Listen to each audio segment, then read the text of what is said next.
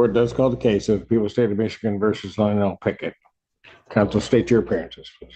From the moment this hearing begins, you can feel the weight of what's about to unfold. Judge Simpson enters, calm but commanding, as the courtroom braces for a case steeped in violence and betrayal. The people of Michigan versus L. Pickett isn't a routine hearing. It's a story of rage erupting in a quiet apartment complex, where one man's actions left another dead and an innocent woman wounded. The prosecutor wastes no time signaling that this is more than just an assault case. He hints that by the end of the testimony, he'll push for a charge of assault with intent to murder. That's huge. It tells the court that what happened that night wasn't a misunderstanding or a scuffle. It was deliberate, calculated, and deadly serious. This isn't just a hearing. It's the start of a murder narrative told in real time. Andrew Childers appearing on behalf of the people. Good morning, Your Honor. May it please the Honorable Court, David Burgess on behalf of Lionel Pickett. Standing by to my right. All right, your name, sir. Thank you. All right, just date and time set for preliminary examination.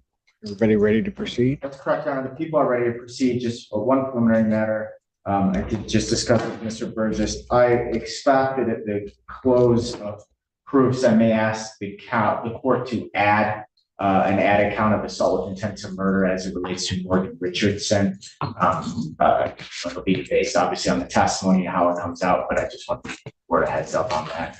And I also believe they should get there with the appropriate witness for the issue of the medical, the autopsy report from University of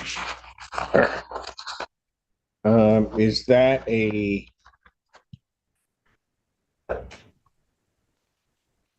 Oh, is there already There's already an AWIM count 2. Then we're all set. Okay. All right. For some reason, I was confused. Okay. No, I was just wondering when I looked at it, when you said as to a Morgan Richardson, I just wanted to make sure that party is already. I knew there was one on there. I thought Mr. Childers just. All right. May the people call their first witness? You may. People call Morgan Richardson to be sworn. And please come forward to be sworn. Now we meet Morgan Richardson, the prosecution's key witness and survivor. As she takes the stand, the energy in the courtroom shifts. This is the woman who lived through the chaos. Her calm tone contrasts the violence she's about to describe. When Judge Simpson asks her to state her name, she's steady, but her eyes tell the story of someone replaying trauma. The prosecutor leads her carefully, anchoring the jury in time. May 20th, 2024, a day that turned an ordinary evening into a crime scene. Notice how methodically he establishes her residence layout. The apartment, the parking lot, the opposite units. These details matter. Later, those few feet between doors and cars will decide the difference between chance and intent. The calm before the storm is unnerving. You can feel the courtroom holding its breath. State spell your first and last name for the record, please. Morgan Richardson, RICHARDSON. May inquire. Thank you, Your Honor. Ma'am, we're in May of this year, specifically May 20th of 2024. Where were you living at that time? And where is that? In what town? Okay. And can you describe that residence for me? It's an apartment, a standalone apartment, 2 bedrooms. Okay. Does it have a exterior door or is it in a hallway with doors? No exterior. You walk straight in your front door of your apartment. Okay. And if I walk out the front door of your apartment, is there like a sidewalk out there? Yes. Okay. It's a porch and then a sidewalk. And then a parking lot? Yes. Okay. And what's on the opposite side of that parking lot? Other apartments. Sit with a similar setup? Yeah, the same setup. Okay. And are these all one level? One floor? Okay. Taking you back to May the 20th of this year, 2024, were you with anyone else at your residence at 93 Russell Court on that day? Here comes the foundation of the night's chaos. Richardson confirms she wasn't alone. Her boyfriend Patrick was there. Then she's asked about Sean Cameron, the man whose name will dominate this case. We learn she's known him since childhood, practically family. That's key. It frames her testimony as deeply personal, not distant observation. When she says Cameron regularly stops by, you can already sense familiarity and trust. But then, the question that triggers tension: had you invited him that night? Her answer, no, turns this from a friendly visit to an unexpected arrival. That changes the entire tone. This wasn't a planned get-together. It was a surprise visit that spiraled out of control, and when she says he asked her to come outside, you can feel the danger creeping closer. Audience question, do you think she should have gone outside when he called? Yes. And who was that? I was with my friend Patrick, and my daughter was in the house. Okay. Do you know an individual by the name of Sean Cameron? Yes. How do you know that person? Close friend, relative. I'm sorry, I didn't hear you. Close. Friend. Relative. Got it. Okay. How long have you known Mr. Cameron? Since I was a child, 7 years old. Okay. Was he there at 93 Russell Court on May the 20th? He was in a parking lot. Okay. Had you invited him to come over? Does he regularly just stop by? How did that work? Regularly stop by. Okay. How did you know he was in the parking lot? I seen his vehicle Okay. Where were you when you first saw Mr. Cameron's vehicle? on my couch. Okay. Inside your residence? Okay. After you saw his vehicle, did you go out to talk with him or go outside your residence at all? No. Okay. And what time of day was it that you first noticed that Mr. Cameron showed up approximately? I want to say, I don't remember the time, but it was in the evening. Okay. Was it still daylight? Yes. Okay. At some point, did something draw your attention outside to where you saw Mr. Cameron's vehicle? He asked me to step outside. Mr. Cameron did? Yes. Okay. Did he like call you, text you, or just kind of yell from across the parking lot? He came in my front door. Okay. Do you know why he wanted you to come outside? Not at the time. Okay. So what did you do after he asked you to come outside? I walked outside. As Richardson steps outside, she moves from safety to peril. What begins as a short walk to the parking lot becomes the start of a deadly confrontation. Notice how calm her description is. No drama, no panic, just facts. That's the mark of a credible witness. She places herself in the open, facing Sean Cameron and the defendant, both men locked in tension. When she says Sean felt he was being lied to, it hints at a personal betrayal, something emotional, not random. The argument tone shifts from confusion to accusation. You can almost hear the frustration in Sean's voice. This isn't about property or noise. It's about truth, pride, and confrontation. Judge Simpson listens intently. He knows that when emotion drives a conflict, logic dies quickly. And did you go into the parking lot, or where did you go? In the parking lot. And where was Mr. Cameron? He was standing at the vehicle. His vehicle? No, Okay. somebody else's vehicle. Could you see if Mr. Cameron was doing anything or speaking to anyone? He was speaking To who? to the shooter. Okay. So I'll ask you this now. Is there anyone in the courtroom here today that you recognize from that date and time? Yes. Can you tell me an article of clothing that person is wearing? White and orange. Your Honor, may the record reflect in-court identification of the defendant? Without objection, record shall so reflect. The person you've identified in court here today, the defendant, have you ever seen this individual before? Yes. How and where? As a neighbor, throughout going in and out of my home. Okay, so you've seen the defendant in this apartment complex area before? Yeah. Okay. Do you know if he lived or stayed in one of the apartments near where you were on 93 Russell Court? Yeah. Okay. Back to May the 20th, you said that you saw your friend Sean Cameron speaking with the defendant? Right. Okay. Yes. Where was the defendant when Mr. Cameron was talking to him? Sitting in the car. Okay. Could you see the defendant sitting in the car? Yes. Was the defendant's car facing you, or was it parked and you're looking at the rear of the vehicle. The car was facing me. Okay. Could you see if there was anyone else in the car with the defendant? Yes, And who was that? a woman. Okay. Well, who was in the driver's seat of the vehicle? I want to say his girlfriend at the time. Okay. And so the defendant was in the passenger seat? Is that fair to say?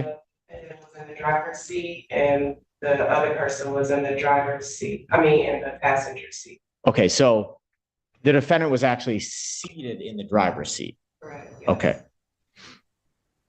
The conversation that Mr. Cameron was having with the defendant, could you just tell me what was the tone of that conversation? The tone was him feeling like he was being lied to. This moment reveals the first spark of violence. Richardson says Sean's tone was heated. He felt deceived. That single phrase carries motive. Being lied to can spiral into aggression fast, especially when pride or relationships are involved. The prosecutor zeroes in on those emotions because they shape intent. And intent is the heart of this case. The judge's questions about the parking layout might sound dull, but they're surgical. He's reconstructing a 3D map of chaos. Who stood where? How far apart? Who had line of sight? This is courtroom chess. Every small placement matters later when they argue who fired first, who moved where, and whether the shots were deliberate or reactionary. The audience should pay attention. Precision like this builds or breaks a murder charge. Who's him? Sean. Okay. Would it be fair to characterize this as an argument? Yes. Okay. Can I just stop you for a moment? I just want to make sure I got everybody placed right. The parking lot, are there 2 rows of parking or just one? It's parking based on where the apartment is. So wherever your apartment is, you have a parking spot in front of it, and then across the street is the same way. Same way. Yeah. Okay, that's what I wondered. So the car that Mr. Cameron's by, is that on your side or on the other side? It's on the other side. It's on the other side. Yes. So when he was in the parking lot, he's on the other side. Right. And then when he's standing by the car, you said he was standing by somebody else's car. That's also still on that other side? Yes. Okay. The individual that you said is the defendant and this woman in the vehicle. Is that vehicle then parked on that other side? Yes. And that's the one that he's standing by? In front of their apartment. Got it. Okay, go ahead. And that car had been backed into the parking spot. Is that fair to say? Okay. That's why. The whole time you're observing this conversation, are you still in this kind of front porch area of your apartment? No, I'm in the middle of the parking lot. Okay, so you've kind of walked out into the parking lot. Yes. Okay. At the time the argument is happening, or what you've testified is it appeared to be an argument between the defendant and Mr. Cameron. Approximately how far away are you from them? If I did it in steps, I would say I was 8 to 10 steps away from my cousin. Okay, so from where you are seated right now, maybe to where the store is, something like that, or closer? Closer. Okay, how about where this podium is located? Yes. About that distance from me to you? Okay. When you say your cousin, you said Mr. Cameron, because you referred to him as a friend, relative, but no, it's okay. But that's who you were referring to. Mr. Sean, yes. All right, gotcha. Thank you, Judge. At some point, does this argument escalate, change? Does anything happen? The energy turns explosive. Richardson describes the moment the argument escalates. The defendant's girlfriend jumps in, voices rise, and the situation unravels fast. You can visualize 3 people circling a parked car, emotions colliding. When she says Sean walks away, it's the critical pivot, de-escalation, but the peace doesn't last. Seconds later, gunshots. You can almost feel the courtroom freeze as she says, "I didn't see, I heard gunshots." That contrast, seeing nothing but hearing death, is chilling. This is also where prosecutors start building intent to kill. The moment Sean disengaged, any following violence can't be self-defense. It becomes pursuit. The judge will remember that. Audience question: do you believe walking away should have guaranteed Sean's safety, or did he already sense danger? Yes, it escalates, as Mr. Sean is speaking to the defendant. And then the passenger, which is the girlfriend, got out of her car and proceeded with an escalated, kind of just verbiage to try to figure out what was going on. Okay. So now the argument is involving both the defendant, this female, and your person you call your cousin, Mr. Cameron. Correct. Okay. At some point, does Mr. Cameron walk away from the defendant and this female? Yes, Okay. Where does he go? to his vehicle. And at that point, what if anything happens? Repeat. At that point, he's walked to his vehicle. What happens next? He started walking and I watched him walk and Who's he? I watched Sean walk to Okay. his car and then I heard gunshots Okay. while I was watching Sean walk to his vehicle. Where was Sean's vehicle in relation to where the defendant's vehicle was? Sean's vehicle was parked next to the defendant's or the girlfriend's vehicle. Okay, so that his vehicle is immediately adjacent to the okay. Was so the defendant's vehicle is backed in Yes. and you're looking at it. So the driver's side of that vehicle, if you're looking at it, would be the right side of that vehicle. Is that fair to say? Okay. Is Mr. Cameron's vehicle backed in or is it front in? It's front end. Okay. So the driver's side of Mr. Cameron's vehicle would be adjacent to the driver's side of the defendant's vehicle. Is that correct? I think that's correct, but what I will say is that the defendant's vehicle was backed in, so when Sean walked in his car, the passenger door is parallel to the other passenger door. So I don't know if that makes sense, but he Gotcha. front-ended, and so he walked to the passenger side of his vehicle. So he walked around his vehicle. No. Okay. His car is pulled in front end, so he is walking to Can his I- vehicle and the passenger side is the first door. Okay. So just so that I'm again clear, as I'm understanding what you're testifying, the vehicle that the defendant is in is parked, it's backed in. Yes, And then Mr. Cameron's vehicle, as you're looking at it, is to the left. yes, It's on the passenger. Got side. it. Thank you, yes, Judge. So Mr. Cameron walks to the passenger side of his vehicle. yes. Yes, okay. And as you're watching Mr. Cameron walk to the passenger side, that's when you heard gunshots? You Yes, first heard them? yes. Okay. At that point, where is your attention? What are you looking at? Running You're running. Okay. Where are you running to? to my front door. At any point, do you look to see where the gunshots are coming from? No, Okay. So you're running to your front door. So you're now running away from the vehicles and from Mr. Cameron. yes. Okay. What's the next thing that you remember happening? As I'm running, I collapsed on, my porch and, I see, the defendant, next to me, on my porch, shooting in my house. This is the horror moment. Richardson, shot in the leg, crawls onto her porch only to look up and see the defendant standing over her, firing into her home. The visual is cinematic, terrifying in its clarity. She describes his gun, possibly a Draco AK-47. That's not a small weapon. It's a war gun, not something you panic fire. This detail solidifies intent. Judge Simpson knows that using a high-caliber rifle at close range isn't impulsive, it's decisive. And the line, "his feet were by my head," says everything.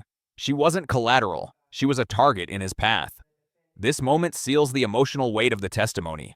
It's not just about what he did, it's about how deliberate it was. Okay. When you said you collapsed on your porch, is there a reason why you collapsed on your porch? I was shot in my left leg behind my thigh. Okay. So as you're running, and it's fair, you were running, is that fair? Yes. Okay, thank you. As you're running from the parking lot to your front porch, you're shot in the back of your left leg. Yes, Okay. And as a result of that, you collapse onto the front porch. yes. Okay. Did you ever see Mr. Cameron go into your apartment? No, Okay. But you saw the defendant pass you on your front porch. yes. Okay. When the defendant passes you, is he carrying anything?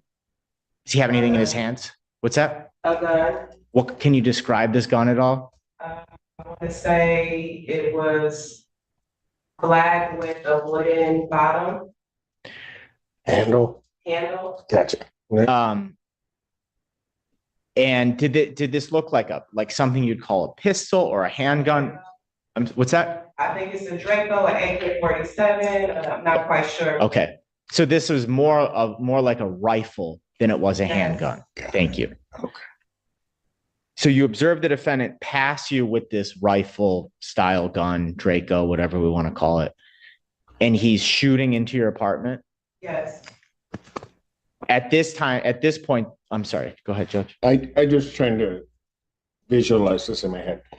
They're across the parking lot. Right? yes, I think the last time or where you testified, you're in the middle of the park. yes, Mr. Cameron is at some point going toward his passenger side of his vehicle, yes, right? You hear gunshots. yes. Okay. At the point you hear gunshots, where is the defendant and this woman? Are they near you or are they near the car? Where? At the car, the defendant was standing at the driver's seat of the vehicle facing Sean as he's walking towards the car. So it happened really quick when Sean started walking towards his car. The defendant did something really quick that I did not notice. And then before I knew it, the defendant was shooting towards Sean. Got it. Okay. At some point, I think as you put it, you said you heard the shots and then you start running towards your house. Yes. Okay.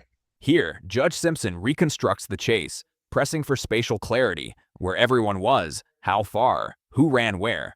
This is crucial because it separates panic from pursuit. Richardson explains that as she ran, she was shot in the leg, while Cameron took another route. That single divergence could define both fates. She survived, he didn't. Her testimony is painful but consistent. Even under confusion, she repeats one detail. The defendant followed toward her porch. That implies chase intent, not retreat. In legal terms, it destroys any claim of self-defense. You can feel the courtroom hanging on her every word. Even Simpson pauses, ensuring no one misunderstands. This isn't chaos anymore, it's method. The defendant wasn't fleeing danger, he was creating it. You collapse, you get shot, you collapse on the porch. Yes. Now, what's being said, and that's just this is the part I'm trying to understand. You see the defendant going by your house. Where is the defendant at that point? The defendant. Where you see him doing that? I see the defendant standing, his feet are by my head. His feet. I am collapsed on the ground, trying to pull myself up, and the defendant, I'm looking at the defendant's feet. And I'm looking up at the defendant from the ground.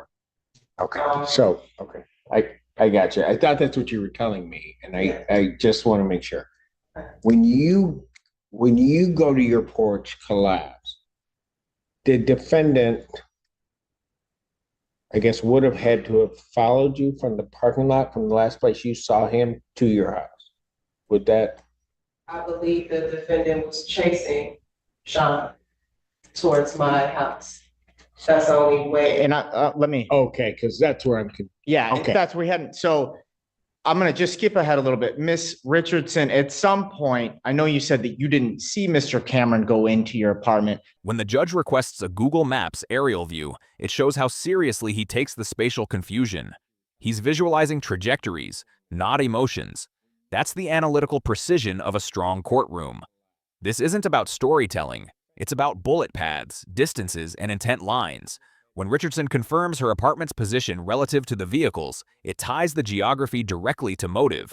He wasn't shooting into an unknown structure. He was shooting at her home, her family's refuge. The judge's tone remains clinical, but his line of questioning signals that he already sees the evidence converging. This is one of those pivotal points where courtroom logic meets human tragedy. The layout itself becomes proof. But at some point, did you learn that Mr. Cameron had made it into your apartment? I did. Okay. So while this is all happening, you've been shot in the leg, you're hearing gunshots. You didn't see this, but Mr. Cameron makes it past you and he enters your apartment. I don't know how he went past me. We weren't running in the same direction. Okay. What? Well, but at some point he made At it. some point, he went in the house, but I didn't see him run in the door. I Okay. didn't see Got him open the door and run in the door. I just know that he was in the house because why else would the defendant be shooting in the house? I didn't see him go in the house. Okay, I understand that, but and again, I'm just trying to be clear. You're doing fine. You said when you were running, well, strike that. You said Mr. Cameron ran in a different direction. Yes. Sean was at first at the vehicle, and then when the defendant started shooting, I want to say he ran towards the parking lot to leave out. The parking lot has a middle area where you drive down the middle and you go left or right in order to get to wherever you're going. He was running that way, and I believe he just maybe curved around. I didn't see him though, but he wasn't running directly towards my door like I was. I was running directly to the door. He was running around and then ended up at the door. That's the only way I could see it. But Okay. Hold on a moment. Is there any way that we could probably get because I want to be clear on this, a aerial Google Earth type display?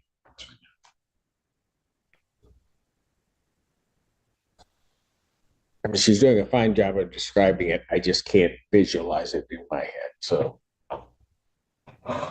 it's got to be my weakness.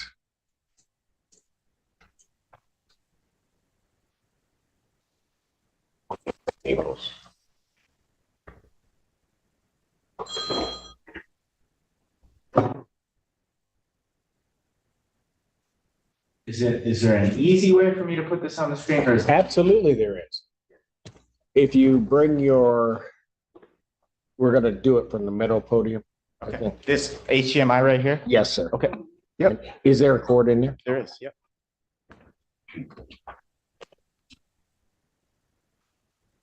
Ma'am, then what he has displayed will, okay.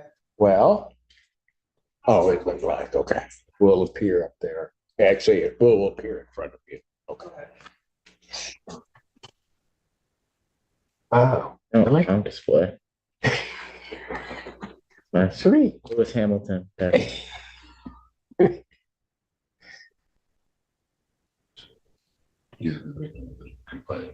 Correct. Oh, wait, I know what I'm doing. There we go. Okay. So I've just so the record's clear, I punched in 93 Russell Court on Google Maps. And that red dot, is that more or less, Miss Richardson, where your apartment is in that apartment complex? Yes. Okay. And so what we've been discussing, the location of the defendant's vehicle and location of Mr. Cameron's vehicle, they're in those parking spots opposite that red dot. Is that fair to say? Yes. Okay. And so when the shooting starts, you turn from that area between the two rows of parking lots. Now you're running towards the red dot.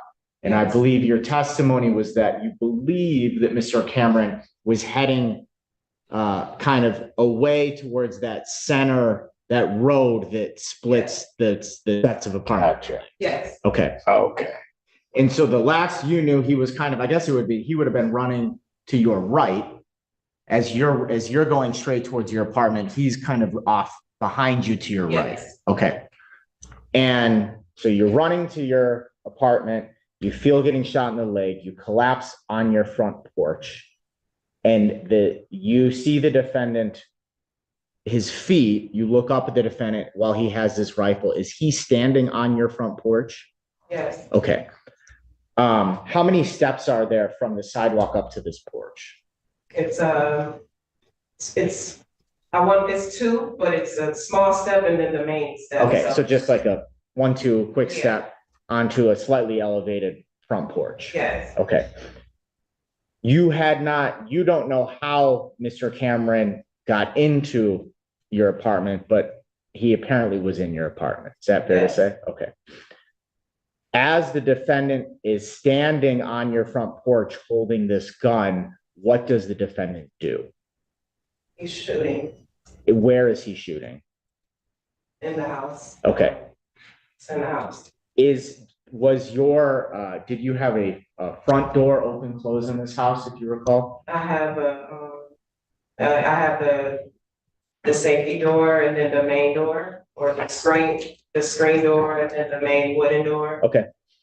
Um, Do you know if the wooden door was open or closed? it was, open. Okay. So it was just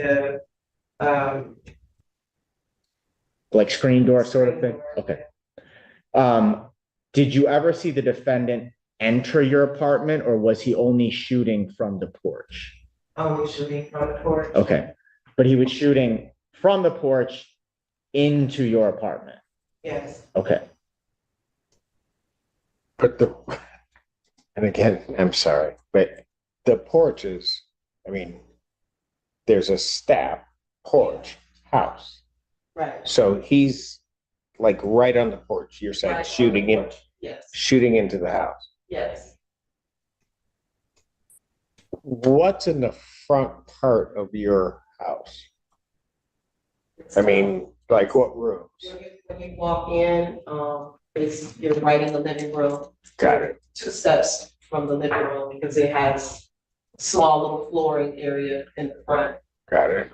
But if you are standing on my porch, you can see right into my living room. Okay. And is there a window in the front? Yes, Of some type, right? yes. Is he shooting through that window or? Well, the screen door, yes, he didn't open the door, just shot through the screen door, so the glass broke. Richardson's description of shattered glass and continuing gunfire freezes the courtroom. It's not just the violence, it's the precision. The defendant fires into a living room, knowing people are inside. She even recalls her daughter and boyfriend's positions, her daughter in her bedroom, her partner on the couch. The judge locks onto that detail. Those facts transform this from 1 shooting victim to 3 endangered lives. Every bullet that entered that house carried intent. And when the prosecutor confirms that the child was home, you can sense the collective tension. Even seasoned courtroom spectators feel it.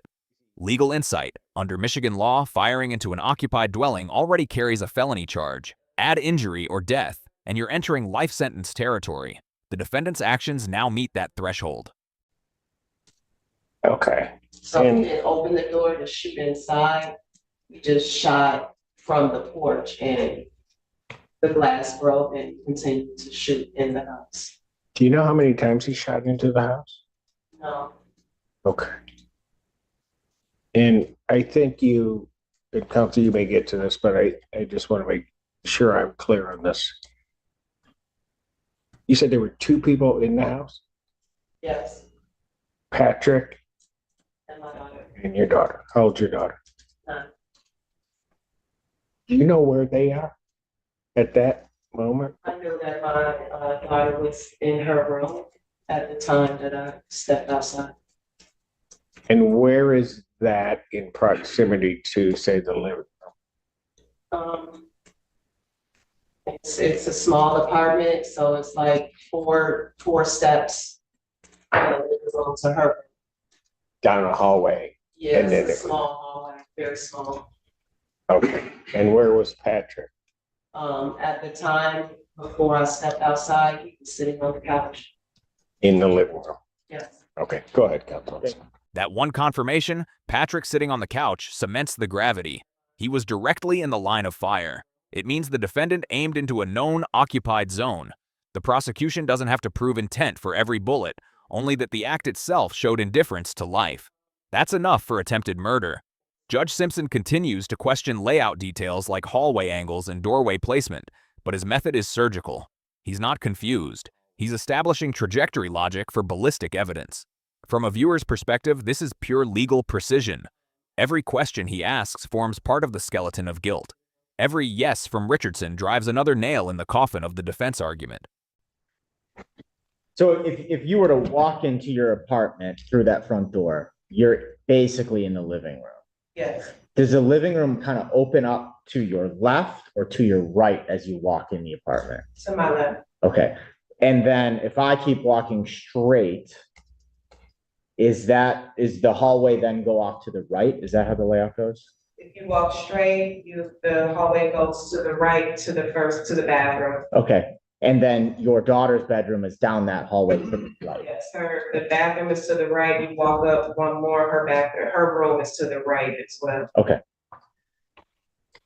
So the defendant is on the front porch shooting the rifle through this kind of storm door, safety door. Do you hear glass breaking? Or you saw glass broken? Okay. Shooting through that door into the living room. Yes. Okay. At the time he's doing that, how close are his feet to the location of where you are collapsed on the porch? Repeat that. You're collapsed on the front porch. Is he to your left? It's to my right. He's to your right. Okay. How far away from you is the defendant when he's shooting into the living room? My head is right by his feet. So a foot or two, are we talking about? This may be the single most chilling image in the transcript.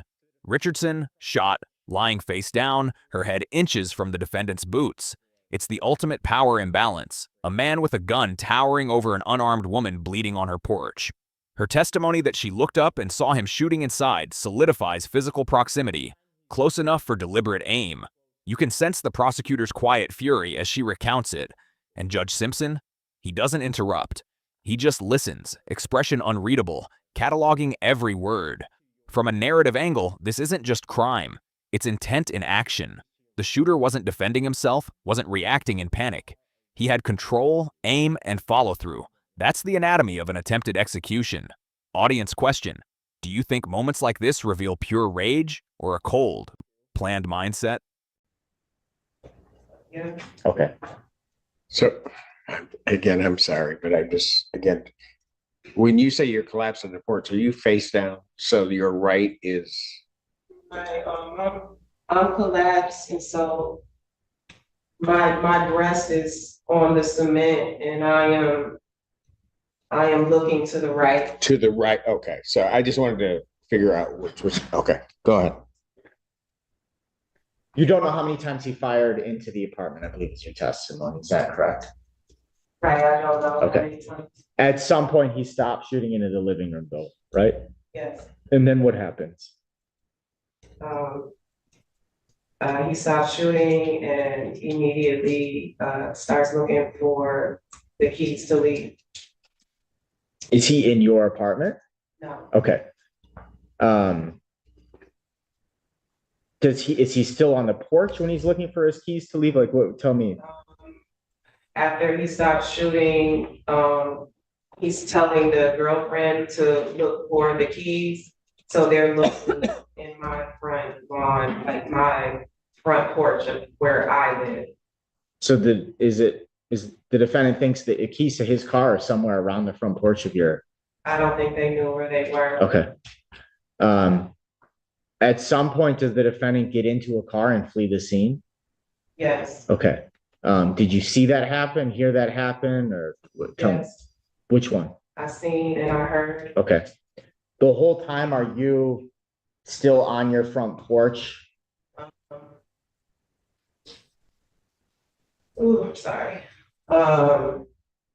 I go in, I see Sean on the ground. I grab my phone. I hop out of the window. The window is broke, so I go in, I grab my cell phone.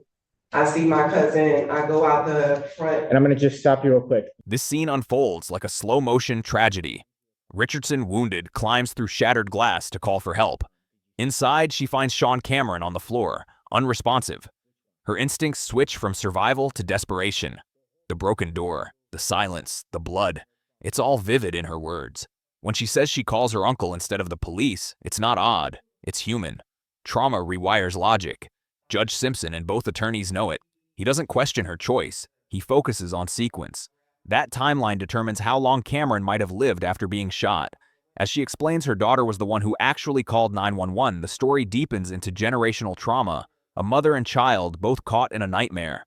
The window that you're talking about, is that the window in the living room or the window in the storm door? The storm door. Okay, so you don't open the door, but you step through the storm door when, Yeah, okay.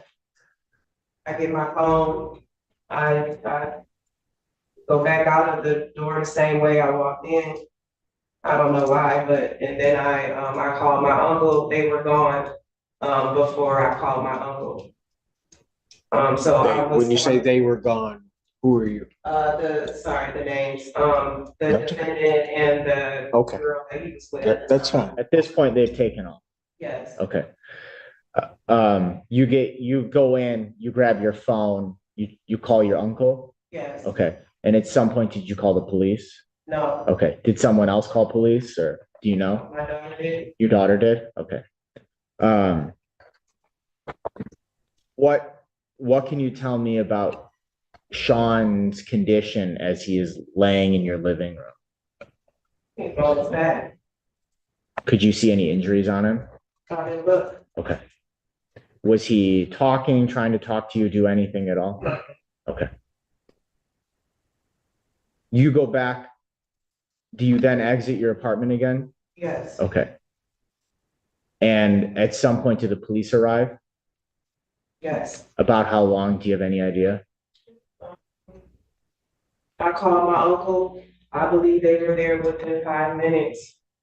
Okay. And did you get your daughter out or No, okay. Who got your daughter out of the apartment? You know? police officer. Okay. Where was she? She was in her room. I don't know where she was in her room, but she was in her room. And that's where she called the police from? Yes. I was yelling outside to call the police, so I think when she heard me say that she just did it. Okay, all right.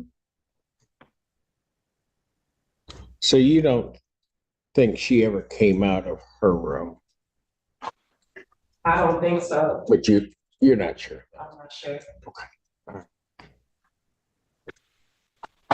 So the police show up. Do they start giving you medical care for your injuries? Tourniquet on my leg. The scene transitions from chaos to response. Police and medics flood the area within minutes. Richardson describes an officer applying a tourniquet, a detail that proves law enforcement acted swiftly. Her full recovery is noted, but what's unsaid hits harder. Physical wounds heal, psychological scars don't. Then comes a crucial question. Did she ever see Sean with a gun?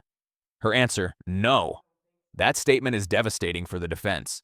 It removes any self-defense argument and locks in the narrative that Cameron was unarmed when shot. In courtrooms like this, small answers destroy big defenses. One clean no can outweigh a dozen witness contradictions. And that's exactly what happens here. And have you recovered from that gunshot wound in your leg? I'm fully recoverable. Physically? Yes. Okay.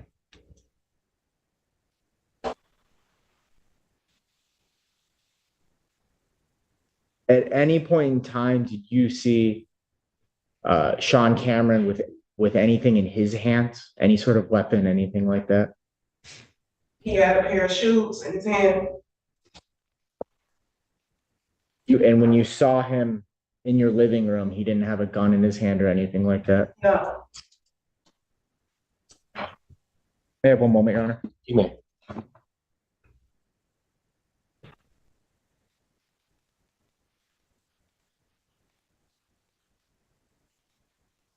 I have no further questions for this. All right, I just had one other thing. I'm just trying to figure out the location. Your daughter's, when you go in, your daughter's in her room. Do you know where Patrick is? I don't remember. You know, okay, that's fair. That's fine. All right. You want me to leave this on? You care? Oh, no, Is it okay if I unhook? I don't need it unless. Yo, yeah, you can unplug it. I just, Your court's clear on that, right? Just- yes, I am. I don't need it. Okay.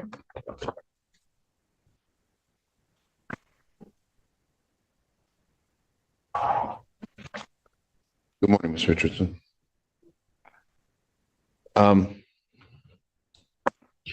You said, Did you need a break? Or are you okay? sorry. The human side finally breaks through the legal tension. Judge Simpson pauses as Richardson, emotional but determined, gathers herself. It's rare for a judge to show this kind of care mid-testimony. It means he recognizes the trauma she's reliving. Then the defense begins its cross-examination, probing small inconsistencies. Where Sean lived, who he was visiting, whether there were relationships involved. Classic strategy: humanize the victim, destabilize the witness. But Richardson doesn't falter. Her consistency, even under stress, makes her credibility bulletproof. This phase teaches a key courtroom truth. Calm confidence beats aggression. Juries don't respond to perfection. They respond to honesty. Audience question: do you think the defense should have pressed harder, or did they already know they were losing ground?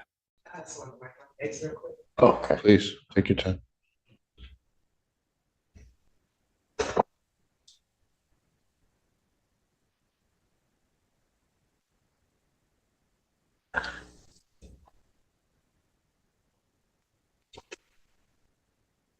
Go ahead.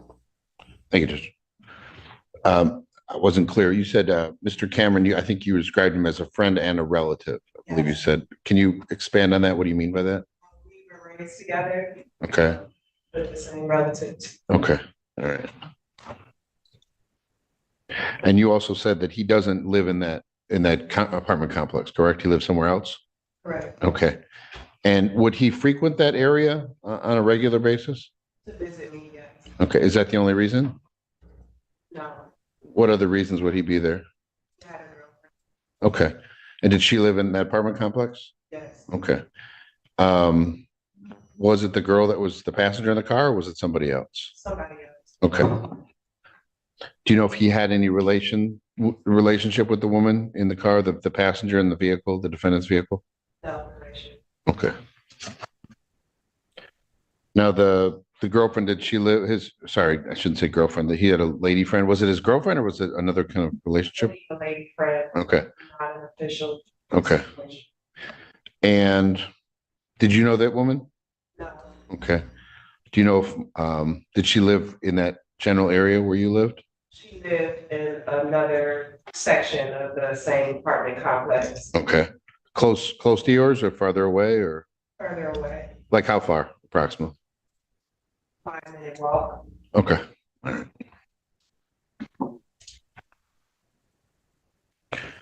And that day when Mr. Cameron was there, strike that. When Mr. Cameron first arrived, did you see him arrive, or did you know he was there when he called you out of the house? I knew he was there. Well, I seen his vehicle outside. Okay. That's how I knew he was in the apartment complex. Okay. When you saw his vehicle outside, was he in the vehicle or did you not see him in the vehicle? I didn't see him in the vehicle. Okay. And he was parked across from your apartment? Is that correct? Okay. When did you first see Mr. Cameron? When he came in my front door. Okay. Not when he called you outside first? Yeah, that's. Oh, I'm sorry. The time he came and called me outside. That's when I seen him physically. Okay.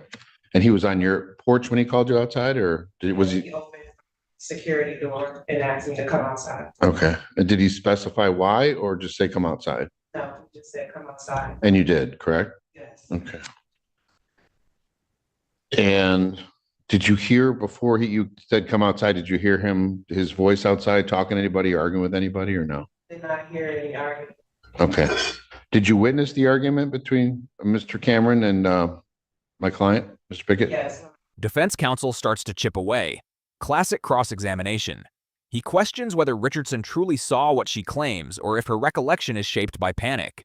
But her answers remain sharp. Yes, she saw the argument. Yes, it was heated. Notice how she differentiates voices, postures, and tone. That level of sensory detail reinforces reliability. When she recalls the driver's door open, Sean standing right there and the defendant still seated, the image becomes anchored in fact. For jurors, consistency under pressure is gold. The defense hopes to plant seeds of doubt. Maybe she misheard, maybe she misjudged distance. But each question she answers with composure, not emotion. That composure transforms her from victim to credible narrator. In legal storytelling, control equals truth. And right now, she controls the narrative completely. Came to the parking lot. Okay, so when you came out, you said he came to your door to have you come outside. When you came outside, was he still at your door or was he somewhere else? He was already back at the defendant's or the girlfriend's vehicle. Okay, and you say back at the vehicle, so this appeared to be an argument that had been going on for a minute before you came out? Yes. Okay. And did you hear the substance of the argument or what it was about? Bits and pieces, yes. Okay. Can you, without specifying the word, did you get you said it was, first of all, you described it as. The tone of the argument was more so, he was feeling like somebody was lying to him. Okay. And the tone was more so like, I needed to be the one to verify the lie. That was the tone. Okay. And when you say he was being lied to, you mean Mr. Cameron, is that correct? Whatever Sean and the defendant was talking about, he felt like he was being lied to. Right. I'm just specifying the person. You're talking about Sean felt like he was being lied to, not Mr. Pickett. Okay. Thank you. Okay. Do you know what about or no? Okay. Now, when this, could you describe Mr. Cameron size? How tall is he? He is 5'8", 5'9", maybe 200 pounds. Okay. All right. And how old was he? 37. Okay. All right. And when this argument's occurring, I'm assuming he's standing at the driver window arguing with Standing at the door. The door is open. The defendant's driver's door is open. Okay. And he's standing at the end of that door. Okay. And where's my client at the time? Sitting down in the driver's seat. Okay. And Mr. Cameron standing over him, correct? Right. Okay. Now you said you knew my client from the area. He lived in the area. My neighbor. And where did he live in relation to you? Stayed across the parking lot. Okay, so straight across, a little farther down, or straight across to the right. Okay. And how long had he been your neighbor, if you know? I moved there in October, so we had only been neighbors for 7 months, 7 to 8 months. Okay. The defense pivots to context, probing neighborhood relationships. It's subtle but strategic. If they can show familiarity or friendliness, they can argue lack of motive. But Richardson makes it clear, she knew him, not well. Occasional hellos, one borrowed phone, nothing more. That kills any notion of personal dispute. When she says she'd only met him a few times and had no problems, the defense loses the chance to claim mutual tension. Judge Simpson stays silent, observing body language instead of intervening. That's his tell. He's measuring credibility by demeanor, not content. Her poise under these small traps reinforces one message. She has no reason to lie. For the audience, this is courtroom endurance. A witness dismantling a cross-exam one calm answer at a time. Were you friendly neighbors? We didn't speak. You didn't speak? You just knew who he was because he lived there? Yes. Have you ever spoken to him before that day? Yes. Okay. Just to say hi or be friendly, that kind of thing? No, he approached me and asked me to use my phone. Okay. Was he pleasant about it? Yes. When did that happen? Before the shooting, so I want to say 2-3 weeks before. Okay. All right. And did you let him use your phone? Yes. Okay. Is that the only interaction you've had with my client? I seen him outside while I was sitting in my car, Okay. and he introduced himself. And I said hello, and he said hello, and that was all. Okay. Was he pleasant enough neighbor to you? Do you have any problems with him or no? Or no? Okay. Now, do you know if Mr. Cameron and my client ever reacted or ever interacted with each other? That's the first time I seen them interact. Okay.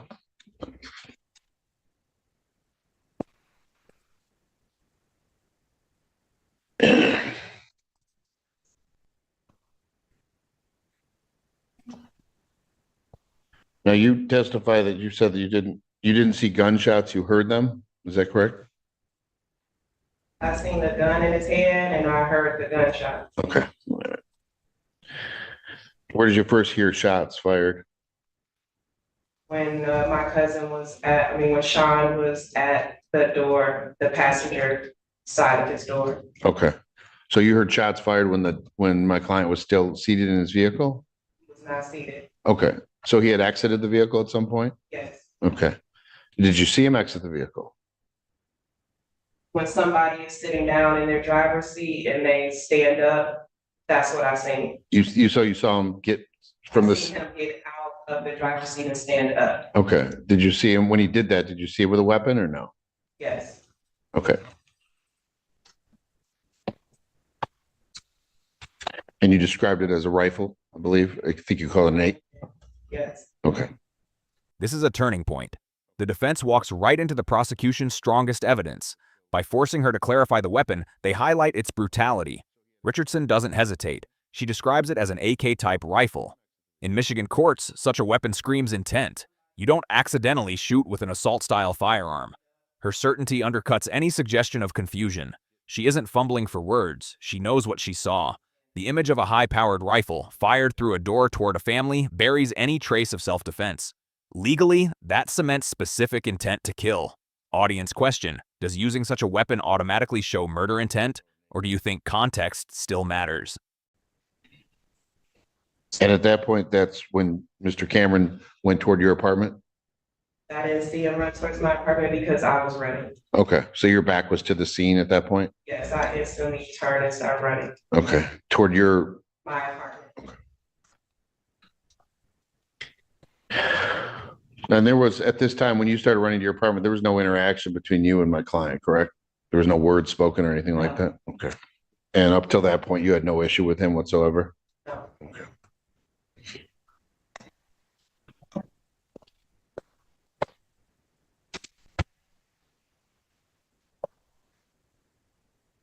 Now, you said at some point somebody called the police. I think you said your daughter called the police. Is that correct? You found out later that your daughter called the police? Okay. And you said she called or you called your uncle, I believe you just. Who's your uncle? Is that a police officer or? That's my Who's Roger Brown? uncle. I know. Is he affiliated with the police? That's my question. Oh, okay.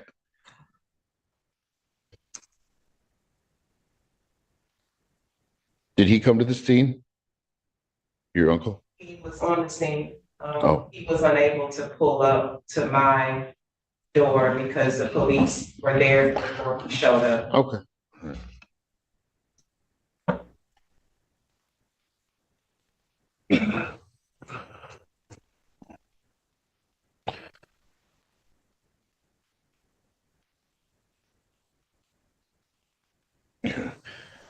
And did you, backing up a little bit, you said that Mr. Cameron thought he was being lied to. Do you know what specifically he was being lied to about, if you know? Okay. Here, the defense pokes at motive. If Sean believed he was lied to, was this a personal dispute gone wrong? Could emotions, not criminal intent, have sparked the shooting? Richardson, however, stays vague. She doesn't speculate. She simply says she doesn't know. That's powerful. It keeps her testimony factual, not interpretive.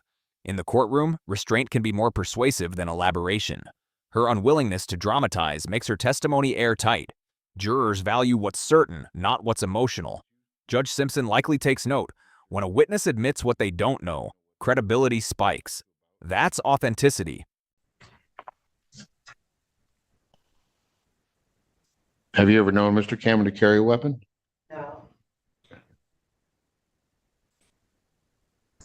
Nothing further. Can you redirect? Not based on that, Your Honor. All right. Yeah, thank you. You may step down.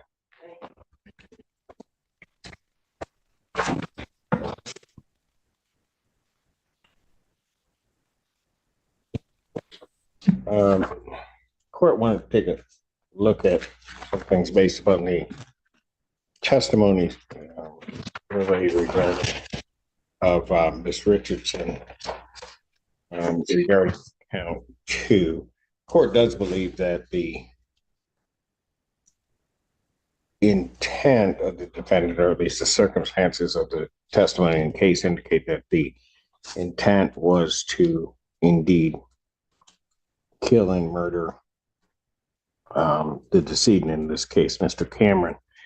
The court also believes that it may become a question of fact as to the intent, but that transferred intent of the assault with the intent to murder would apply to Miss Richardson and the firing of that weapon in that direction based upon her testimony as she is headed toward the front door. What factually I would say is, it's not problematic, but may just be Miss Richardson's the entirety of Miss Richardson's recall.